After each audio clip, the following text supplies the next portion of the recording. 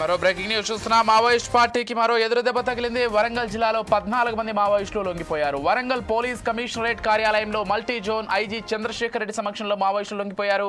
లొంగిపోయిన వారికి 25,000 రూపాయల చొప్పున రివార్డు అందజేశారు. వీరిలో 2 ఏరియా కమిటీ సభ్యులు కాగా 12 మంది మిలీషియన్ సభ్యులని ఐజీ తెలిపారు. అలాగే వీరిలో 13 మంది ఛత్తీస్గఢ్, 1 తెలంగాణకు చెందిన వారుగా ఉన్నారు. ఇక కర్రెగట్టు ఆపరేషన్ కు తెలంగాణ పోలీసులు ప్రమేయం లేదని ఐజీ తెలిపారు.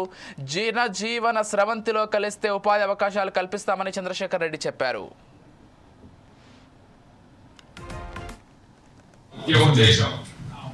మీ అందరికీ తెలుసు, గత 2 నెలలుగా మేము ఈ మావోయిస్ట్ పార్టీ సభ్యులని కొందరు తమ హింసాయుతమైన ఉద్యమాన్ని వదిలి జనజీవన స్రవంతిలో కలవడానికి మా ముందు వచ్చి సరెండర్ అయ్యారు.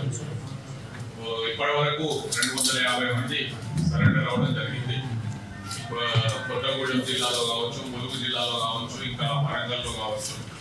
ఇప్పటి వరకు ఈ సంవత్సరంలో 250 మంది సరెండర్ అయ్యారు, వివిధ ర్యాంకులకు సంబంధించిన వాళ్ళు. అందులో భాగంగా ఈరోజు కూడా ఒక 14 మంది సరెండర్ అయ్యారు. వీళ్ళంతా మా ఇంకా ఉన్న వీళ్ళంతా మావోయిస్ట్ ఉద్యమాన్ని వదిలేసి ఈ సరెండర్ జనజీవన స్రవంతిలో కలవడానికి ముందుకు వచ్చారు. వారికి మా పోలీస్ శాఖ తరఫున ఆహ్వానం పలుకుతున్నాం. అయితే వారిలో వీరిలో 2 ఏసీఎం ర్యాంక్ ఉన్న ఏరియా కమిటీ మెంబర్స్. వారికి రైట్, ఇక ఇదే అంశానికి సంబంధించి మరింత సమాచారం అందించడానికి మా కరెస్పాండెంట్ సుధాకర్ ఫోన్ ద్వారా సిద్ధంగా ఉన్నారు. చెప్పండి సుధాకర్, అంటే మొత్తంగా 14 మంది మావోయిస్టులు ఈరోజు లొంగిపోయినట్లుగా తెలుస్తోంది. దీనికి సంబంధించినటువంటి పూర్తి డీటెయిల్స్ ఏంటి? ఒకటే చూసుకోవచ్చు. గత 3 రోజులుగా కర్రెగుట్ట ప్రాంతాన్ని మా పోలీసులు మొత్తం ఆ ప్రాంతాన్ని చుట్టుముట్టడం జరిగింది. అక్కడ హిడ్మా ఉన్న టార్గెట్ తోటి పోలీసులు హిడ్మా టార్గెట్ చేసుకుంటే మాత్రం కర్రెగుట్ట జరిగింది. ఈ నేపథ్యంలో ఎప్పుడు ఏ వార్త వినాల్సి ఉంటుందని అనుకున్న సమయంలో మాత్రం ఈ రోజు 14 మంది మావోయిస్టులు వచ్చేసి వరంగల్ కమిషనర్ ఐజీ చంద్రశేఖర్ ముందు లింగిపోవడం జరిగింది. ఇందులో కేంద్ర కమిటీకి సంబంధించిన 2 కూడా మావోయిస్టులు ఉండడం మాత్రం చాలా వింతగా అనిపించుకోవచ్చు. ఎందుకంటే కర్రెగుట్ట ప్రాంతాన్ని పోలీసులు మొత్తం కట్టుదిట్టమైన భద్రతతో లోపంగా వాళ్ళు మార్చుకున్న నేపథ్యంలో అక్కడున్న మావోయిస్టులు బయటకు వచ్చి పోలీసులకు ఏ విధంగా లొంగిపోయారు అనేది మాత్రం చర్చ కొనసాగించవచ్చు.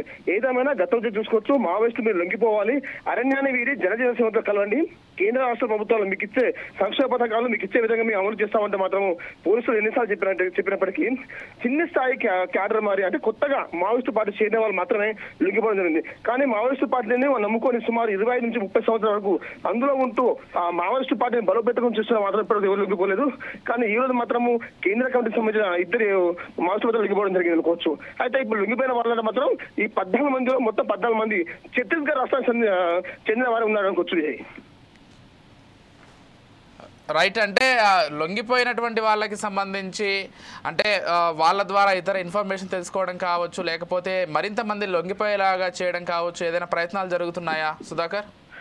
ఖచ్చితంగా ఇదే అందరికి ఇదే సందేహం ఉంది. ఎందుకంటే ఇప్పుడున్న వాతావరణ పరిస్థితులు చూసుకుంటే మాత్రము మావోయిస్టుల అణచివేత కోసము కేంద్ర రాష్ట్రాలు ప్రత్యేక బృందాలు ఏర్పడి అంటే సుమారు ఈ కర్రెగుట్ట ప్రాంతంలో చూసి 3,000 మంది పోలీసులు ఆ గుట్ట ముద్దు మోహరించి మావోయిస్టుల అణచివేత కోసం ప్రయత్నాలు చేస్తున్నారు. ఈ నేపథ్యంలో 14 మంది మావోయిస్టులు లొంగిపోయిన తర్వాత వీరిని అంటే బయట ప్రపంచాలు మాత్రము లొంగిపోయారని చూపించడం జరిగింది. కానీ వీళ్ళ గంటలు ఖచ్చితంగా పూర్తి ఇన్ఫర్మేషన్ కాబట్టి హిడ్మా అనే వ్యక్తి నిజంగా అక్కడనే ఉంటే అతను పట్టుకోవడానికి అతను స్థావరం తెలుసుకోవడం మాత్రం ఖచ్చితంగా పోలీసు కొన్ని ప్రయత్నాలు చేసుకోవచ్చు.